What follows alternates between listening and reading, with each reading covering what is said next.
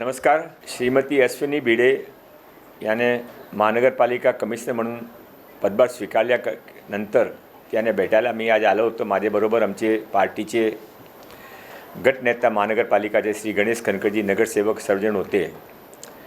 मुंबईचे काही समस्याबाबत चर्चा झाली आणि त्याशिवाय 2-3 विशेष मी माझ्याकडे काही पत्र घेऊन आलो होतो. त्यामध्ये एक माझ्याकडे जे माननीय देवेंद्र फडणवीस साहेबांनी स्किल डिपार्टमेंट दिलं आहे, त्या स्किल डिपार्टमेंटमध्ये आम्ही महात्मा फुले साहेबांच्या नावावर एक नवीन योजना सुरू केली आहे आणि ती योजनामध्ये जे दुर्गम भाग आहे, झोपडपट्टी क्षेत्र आहे, त्या क्षेत्र में विशेष स्तरावर ते लहान 300 स्क्वेअर फीटचा स्किल सेंटर सुरू करायचे असा प्रस्ताव होता.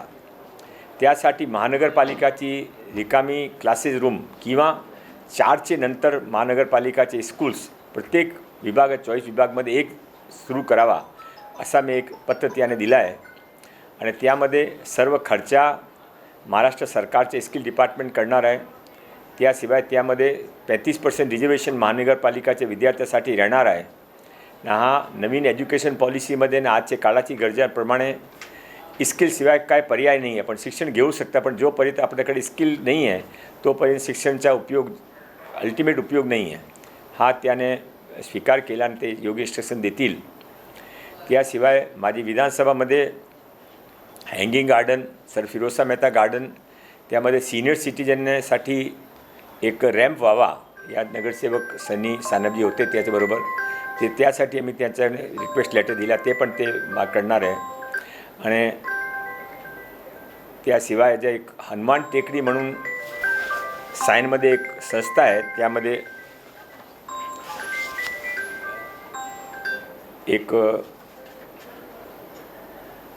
उपयोगासाठी रस्ता जे आहे ते रस्ता DP रस्ता आहे, पण ते रस्ता एन्क्रोच आहे, तो रस्ता मोकळा व्हावा, त्या रिक्वेस्ट करायला ते संस्थाचे लोक आले होते. तिघही विषय मी त्यांच्यासमोर ठेवले.